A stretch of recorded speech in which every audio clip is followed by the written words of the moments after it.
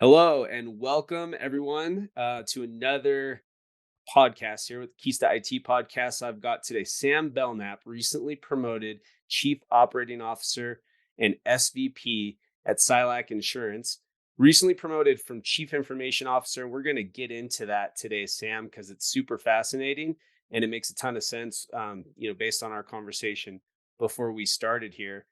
But before we get into that, I usually like to find out how people got into technology to begin with. So I'm curious, what inspired or maybe what happy accident ended up having you in technology? Technology. Thank you. First, thank you, Scotty. I really appreciate that, and thank you for having me here. This is going to be excellent time with you, so I'm really happy to engage with this conversation.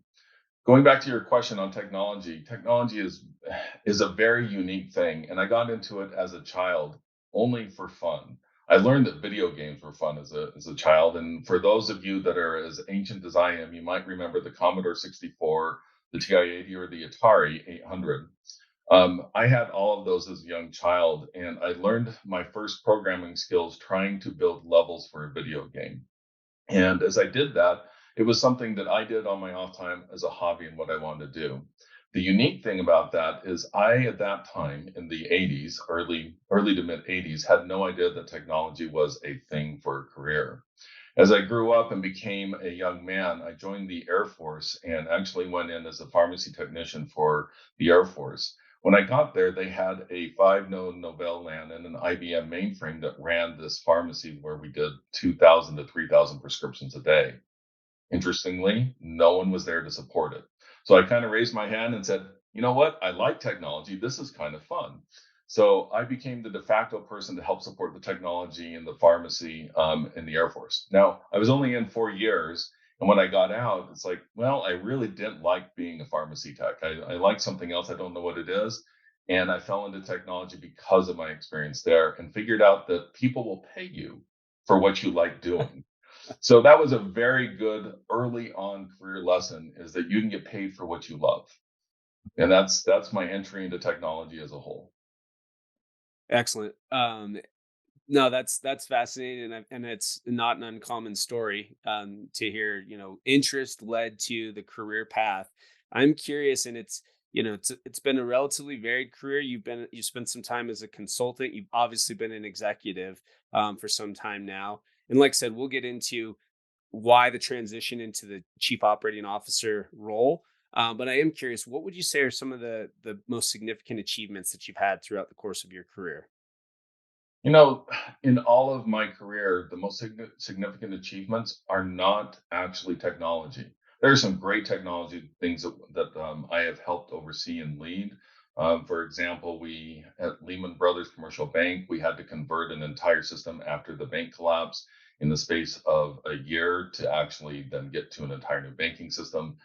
Fun and an interesting project, and I felt very proud of that and building various infrastructures and systems over the years.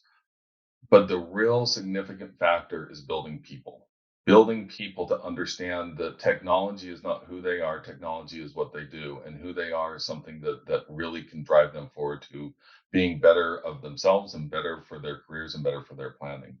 So that's happened over a number of times over my career. And some of the most significant things that I consider in my career are helping people understand leadership and move into leadership and become great leaders themselves.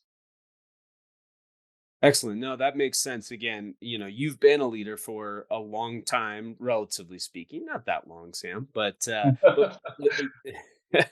would appear that the majority of your career you've been leading people, and so I'm not surprised at all to hear you say that. I'm curious, what advice? I've got two-part question here, but I'll start with to anyone who's an aspiring leader. What guidance or advice would you offer for them to advance in their career? So anyone that's a leader is really look at why you want to be in leadership. A lot of individuals want to get into leadership for reasons that they believe are correct because they have been wronged by a leader in the past. And in technology, the most common question I ask when people want to get into leadership, I ask that same question. Why do you want to be in leadership? The answer that is received almost always is I want to do technology better. And Mhm. the guidance that I give them is the moment you go into leadership is the moment that you have to be able to start letting go of technology. The Mm. moment you decide to hit leadership is the exact moment when you are becoming less technical than you were the day before. And you have to surround yourself by people who are smart, innovative, driven, and technologically aware so that they can drive forward. So, from a leadership perspective, getting into leadership is truly something that helps individuals grow career, and it's a reason that they want to get in there. So they want to grow career, business, and themselves and others, but not technology or individual items. So when that happens, when you get that answer, is your recommendation to go perhaps more of the higher level IC track, like get to a principal or staff level engineer? Or I mean, how do you generally speaking when someone talks about, they're interested in leadership as an extension of technology, how do you direct them? That's exactly, Scotty. That's exactly what I do. So if they say that they want to be there, be a leader to have more technology influence, a more technology approach, so that they can help do tech better, I talk to them about why they want to do that, what's the purpose, and if you hear in their conversation, it's never just one answer. It has to be a conversation. If you hear in their conversation that they're really just they want to dig in and help people learn tech better, I always recommend them to that principal or architect level. Let's talk about your career ladder to get to a different spot. If you want to be a technological influencer in your organization, architect, principal is the place to go. If you want to be a people leader and really drive the organization from a business perspective forward, then that's the leadership that we need to talk about. And it's really a give and take of how much interest you have in technology versus how much interest you have in leadership. I see. Makes perfect sense. So, needless to say, when you're looking to hire into your team, you're going to be, thinking about the role itself first and foremost and what you need for that particular role. Are there are there any general qualities that you or characteristics perhaps that you prioritize when you're hiring for your team? Again, I think the skills are going to depend on the role itself, but curious about, more of the immovable traits that people would possess. I am very big on that, Scotty, and I really appreciate you asking that. Um, in technology, in particular, in my career, I've counseled and helped mentor a lot of leaders understand that if you're looking only for technical traits, you're missing the bigger picture of the candidate that's coming in. And one of the things that's a key item that I look for is their cultural fit and the personality of the team and of the organization, and can they move forward?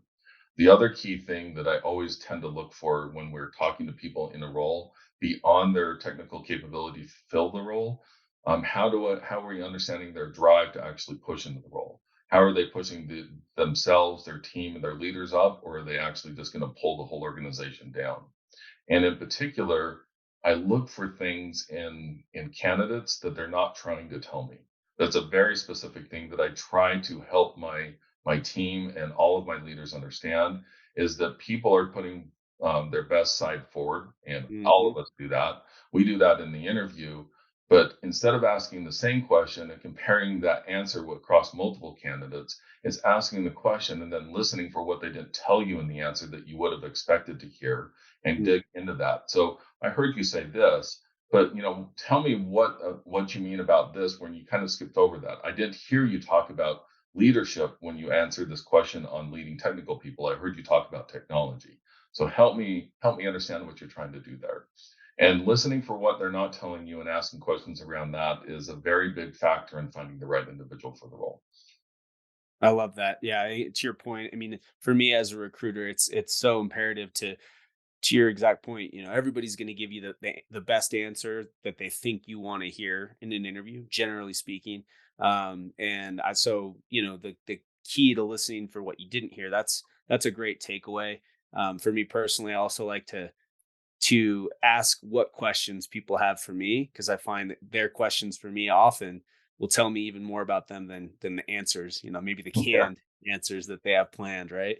That last question, and that's one of my last ones. I have a few key last questions that I ask. And right before I ask that one, I'll ask, based on everything take a second to ask additional questions. What is your biggest concern for coming to this role? Help me understand why you would be concerned about coming here. And I like hearing what they tell me there. And then when you ask the questions, what questions do you have for us? I'm really interested in hearing, did they hear from the interview or did they prep questions that they know they have to ask beforehand and they're just form feeding them back to you? But did they learn from the interview? Did they learn what the organization, the role is like, and they're intelligently looking at asking clarifying questions from the interview, not from before? Yeah, I love that. That just implies the whole your approach, right? Which is it is a conversation.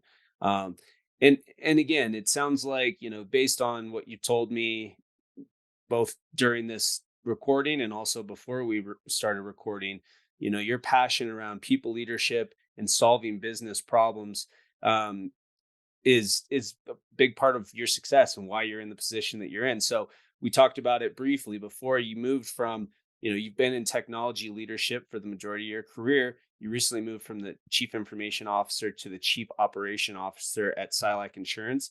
Can you talk to us a little bit about why you think that move made sense, both for you and for the organization? Oh, absolutely.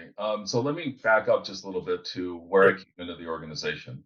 I spent my career in numerous organizations, from public to private to small to large, particularly through my consulting side. Coming into this organization, it was a recent acquisition, and we were growing the organization, looking how the new owners could get us out of the red and into the black and really move forward.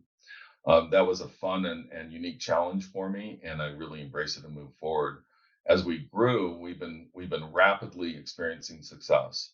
And with all rapid growth organizations, there's a period of time where you are doing everything you can, wearing every single hat you can to get things across the finish line.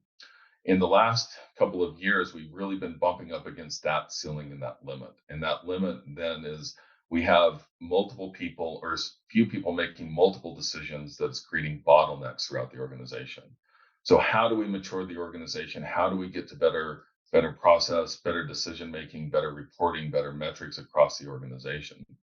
So earlier this year, the president and the CEO, had a conversation about how we move forward with strategy and how we need to get operations to a more mature level as we accelerate ourselves. And the conversation came out that my experience with leadership over the years, my ability to help mature the organization where I had already today, needs to be expanded across the organization.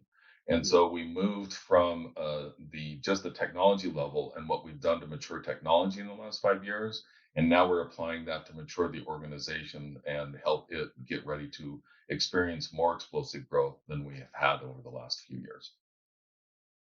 Excellent. Okay, that makes sense, and it begs the question.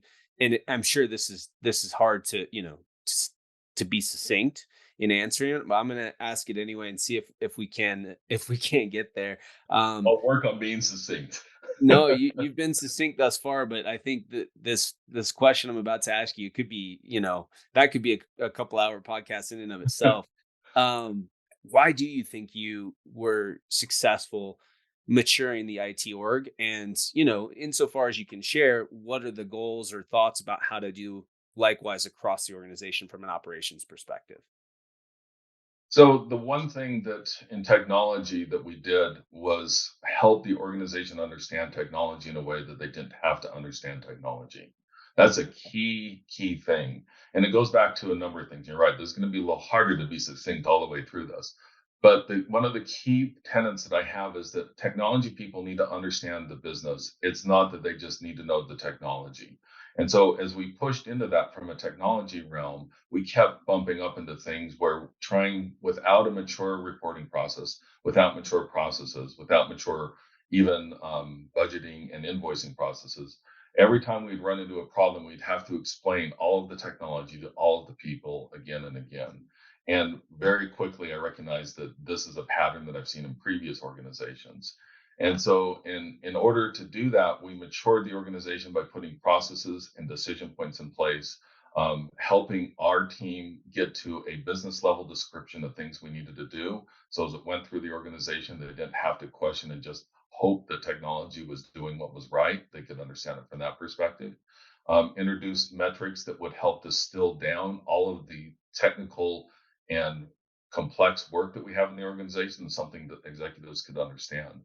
So Mm. as we pushed through that, the rest of the organization was still moving through the model of we're just making decisions. The right people knows the answer, so you just go ask them and hope that everyone else can understand what they're saying in a two sentence answer. And the maturity that we drove through the organization has already gone out, or through technology has already gone out through the organization. Our budgeting process that we introduced 4 years ago, just in technology, is now rolled out through the organization. Our description process of how we want to do metrics is now rolling out through the organization. The idea that we want to put decision making processes in place that allow the individual at the right level to make the right decision, but still cascade up those decisions is now going throughout the organization. And because we've been doing that technology and it's been bleeding to the rest of the organization, is why we feel like that will be successful in moving into the COO role and helping the other departments and divisions do the same thing. It's fascinating to me how much of, when you think about technology, how much of success for an organization comes to down to standard operating procedures and some change management, but really communication. Communication is Mhm. at the core is kind of what I'm gathering from you. And it seems like that's what you prioritized when it came to, the what to fix, quote unquote, when you first got into the role. Is that fair to say? Yes, it is. And you're right on with communication, but it is the right amount of communication at the Mm-hmm. right time to the right person, which is Mm-hmm. where it comes back to your process, your decision making, and so forth. When I first arrived at this organization, everything we did was communicated with full verbose concept. I'm either going to share everything with you as a leader of the organization as a whole, and CEO president, or I'm going to share nothing with you. And if you want to understand, I'm going to share like all of the detail of every single thing we're doing, and I want you to understand my level of understanding so that you can understand. It doesn't work. So in communication, it is really key to understand that communication has to be for the person you're communicating to, not for yourself. What do they need to know? What do they need to hear? How can you get it to the place that in their role, their position, they can understand the fastest, the easiest, and the most comprehensively that they need to know, but not everything. So communication, yes, absolutely key. Right communication at the right time at the right level. It's interesting. Often I'll ask the question, what attributes are essential for a technology executive to be successful in the eyes of the C-suite? It sounds like you just answered that question without me even asking it. Having said that, is there anything you would add, or am I on the right track with that? Uh, Absolutely. That's a very key tenet to being successful in the C-suite. And then when you're in the C-suite, that communication goes both directions. So when we're trying to talk through communication before and we're trying to elevate complex technical ideas up to the C-suite, there's a way to distill down. But at the C-suite level, that communication goes both directions. So now at the C-suite level, how do I communicate vision and mission? How do I help communicate and tie that back to their goals? And you get a little more verbose going down as you're communicating from the C suite and Sure, less verbose as you go up. sure. But you have to have those. You mentioned a couple of times now reporting and metrics and how critical those are. I imagine when it comes to the C-suite, less communication, but really around data is probably key. Is that fair to say? Less communication, no, more distilled communication. Or distilled okay, all right. Distilled communication. So instead of, let's take like project management, for example.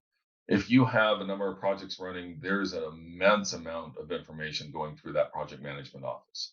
All of the projects that are there, all of the tasks, the milestones, where the blockers are, how we're controlling the risk, how we're controlling the budget, how the scope is, where the resources are at. An immense amount of communication happens at that level. Mm, When you move to the C suite and you're communicating it, you want to communicate that in a way that people understand what you're trying to communicate, but they don't need to know it all. So when you mm, get down to metrics, those metrics are distilling all of that information and knowledge from those people down to either a couple of visual things or a couple of simple sentences. And then as an executive, you can look at that and know and trust that if it goes in one direction or the other, you know where to ask the question and you can dig down to the right answer instead of having to learn everything that's going on and come to your own conclusion. makes perfect sense. Makes perfect sense. All right, very good. Well, that's again, the purpose of this podcast, this video series is to try to make sure that we're adding value to the technology community. and I think we've done that. I want to get a little more broad here and talk about a few additional things that really relate to kind of leadership in general. One of those things, and where I'm going to start, is around ways that you've incorporated. I think the hot button topic of the day, or the right, I shouldn't say the right, the way we're referring to this these days is diversity, equity, and inclusion, Mm. DEI. And I know it is a hot button for pretty much every executive team. So I'm curious how you guys have been talking about it, how you've been implementing it, both in the technology group and now as an organization more broadly in the COO role. That's a fantastic question, and one that's very important. I highly believe in diversity, equality, and inclusion. And the reason I believe that is different voices create better products. And if you have all of the same voice, you're creating something that just gets everyone in the same mode, same thought, same direction. And everyone says, hey, this is great, as you march off like lemmings over a cliff. And it just creates a problem. Um, it is in the tech. I'm going to first start with technology, and then I'm going to move to the organization.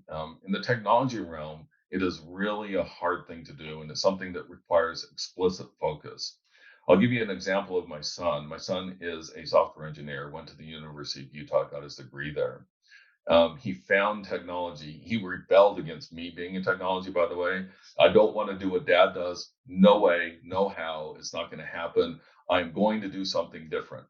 And in 11th grade, he was kicked out of a elective class and had to pick another one. And it was either software programming. I can't remember what the other one was. It was probably like automotive repair or something that he just hated. And he's like, okay, I'm going to go do that.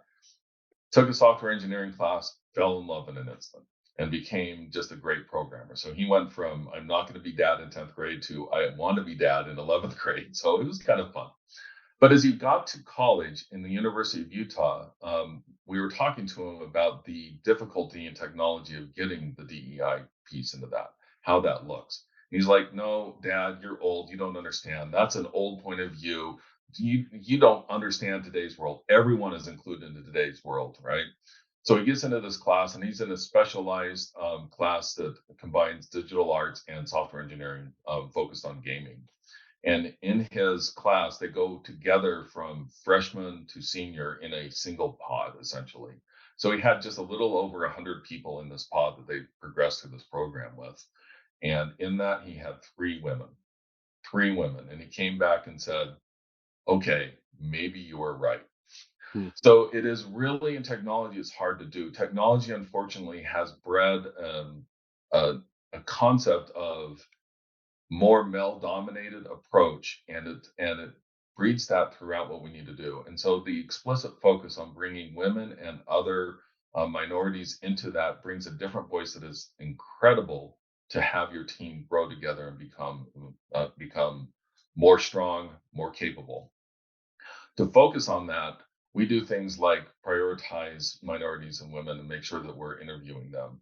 And we have not done this at this organization, but other organizations I've worked for has actually gone to, for example, women technology sites, or not sites, but clubs or other organizations.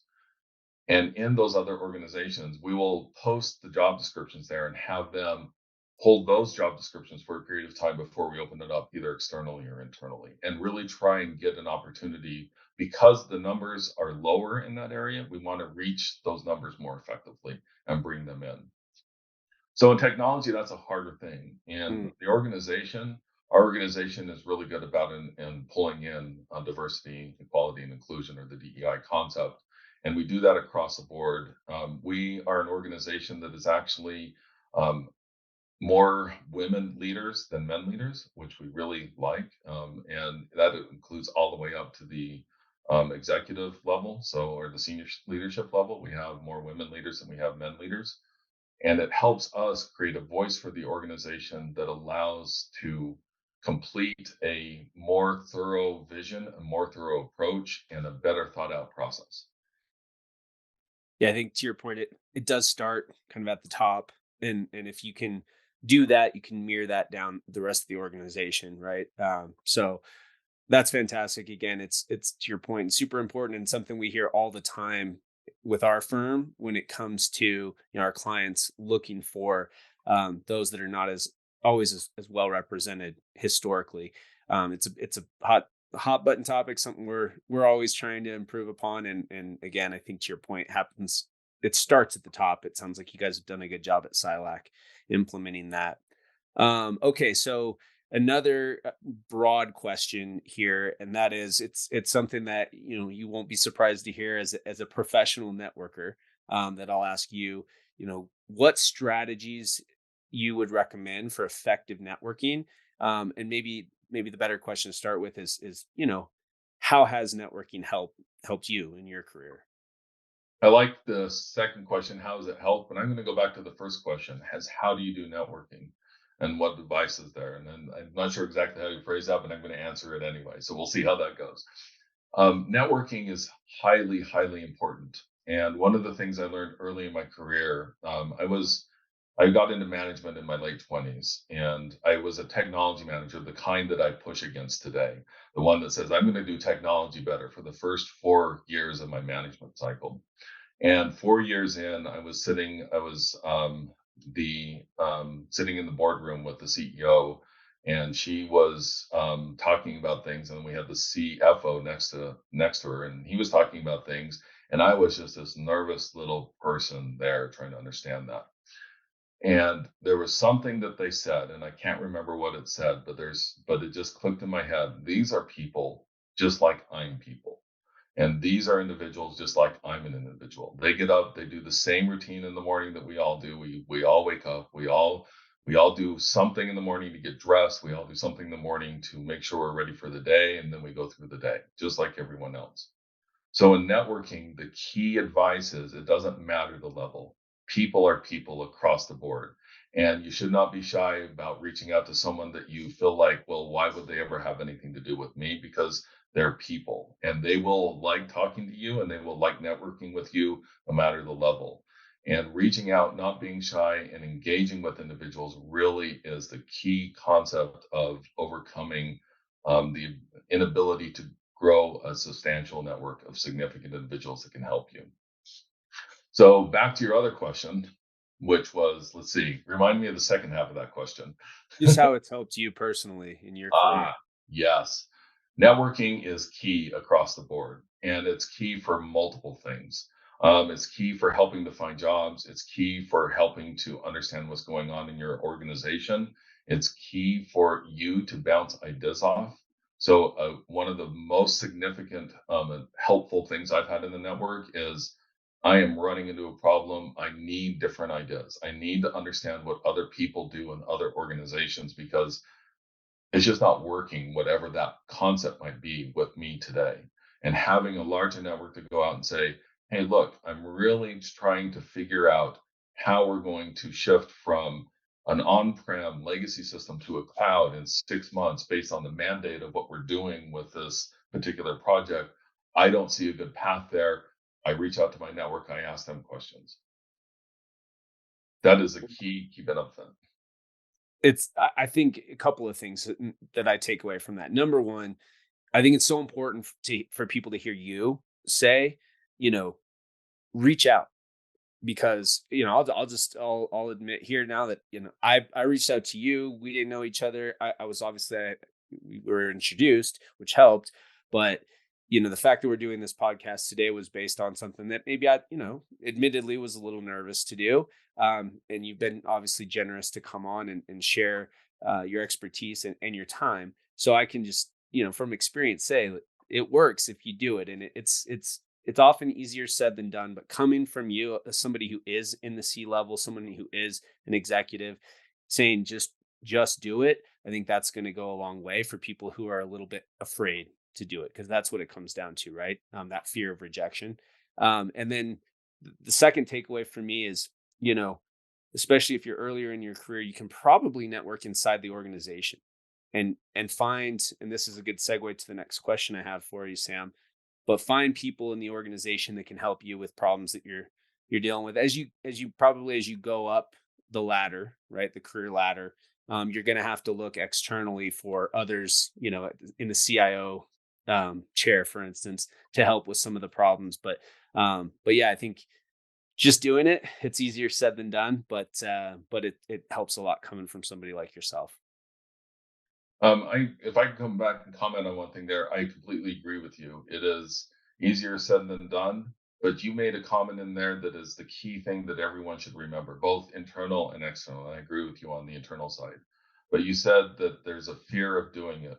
The easier said than done is not the other person. The easier said than done is ourselves. It is Mm, our fear of I'm going to mhm. go and I'm going to talk to someone and they're going to reject me, and that will happen, Yeah, but that's okay. And that internal fear is the easier said than done part that we all just need to say, this is me, this is my thing. I'm just going to put myself out there and move forward and not worry about what other people accept or don't accept. yep, yep. Simple, not easy, but so critical for success in a career. So the other, the segue here is to mentorship, right? And again, talking about those people that can help with difficult problems that you're facing over the course of your career. How have mentors impacted your professional development? And then I'll have a follow up to that. That's a really interesting question for me. Mentors are incredibly valuable. I did not realize that I was seeking mentorship in an informal way until I started really getting into mentorship in a more formal way in just the last 10 years. Mm, So in the last 10 years, I've really engaged in external mentors and I've become a mentor myself and really helped move forward. In the beginning of my careers, I went through a lot of this. I would seek advice from others and I would sit down and say, help me understand this. Or can you help me? I see you're doing this well. Can you help me understand how you do that so I can move forward? And then help others in my organization do the same thing down on the other side. I never knew that as mentorship in the formal way that we have it. I viewed it more as networking. I viewed it more as I am building a relationship with someone and they're helping me and I'm helping others. But the concept behind that was so powerful. The concept behind that was the ability to listen and learn from someone else without having to put your hand on the stove and burn it 12 times in order to learn your own lesson. And the mentorship that I did early in my career was not intentional mentorship, but intentional seeking of answers, questions, and assistance from others. And it became something that I didn't realize was mentorship until I actually started doing more formal mentorship later in my career. yeah, it goes hand in hand with networking, to your point. But what I loved about what you just said is that question, "Help me understand." I think the way you frame that, that's such a great like kind of cheat code It for is anyone who difficult.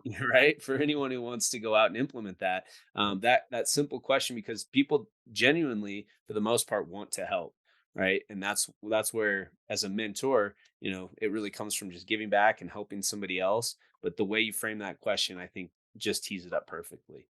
Can I comment on that just real quick Please, on the help please. me understand? One of the things that you'll see a lot with leaders is when a problem comes up, they go into solution mode instantly.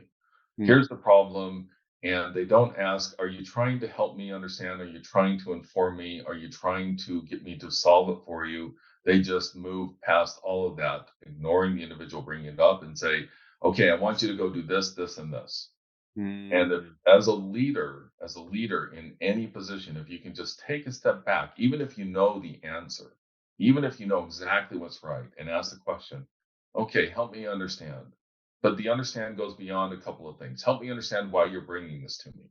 Help me understand, is this something that you just want me to know? Is this something where you're stuck and you would want assistance? Is this something where we need to take action? Is this something that's a risk for the organization? Help me understand the ability to um, um, help me understand your understanding of this problem so that I can help move forward with it. Help me understand how it's impacting other people. And if you just take a step back and not solution and ask that question, you're going to get a lot of respect from your individuals that are coming to you. And you're also going to be in a better position to help lead and guide individuals to make the decision and make the right decision, as opposed to the leader always having to say, go do X, Y, and Z. yeah, it's true coaching. It's not being as directive, because this way you're going to help this individual learn the skill they need to be successful in the role, right? Yes, Love it. absolutely. Love it. That's fantastic. All right, just a couple more questions here, Sam, and then I'll let you get back to your Saturday. Um, Okay. so if you could go back, you were already a leader in your late 20s. I'm curious when you first got into this career track, so call it your 20-year-old self. If you could go back in time and give one piece of advice to that, Sam starting out, what would it be? It would be confidence, absolutely confidence. It took me from 25 until my late 30s after I started getting really into the consulting realm to really build that idea of you need to be confident in yourself and not just assume that the other person knows more than you.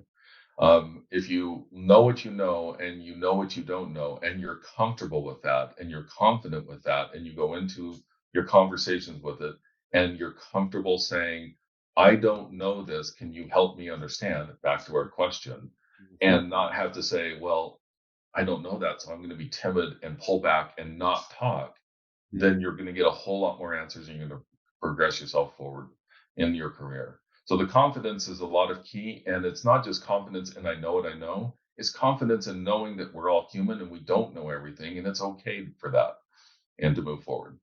Yeah, the person on the other end of that interaction is going to know when you're early in your career that you don't know a lot, right? But Yes. to your point, to be able to admit that and seek out that help, that mentorship, etc., kind of brings us full circle.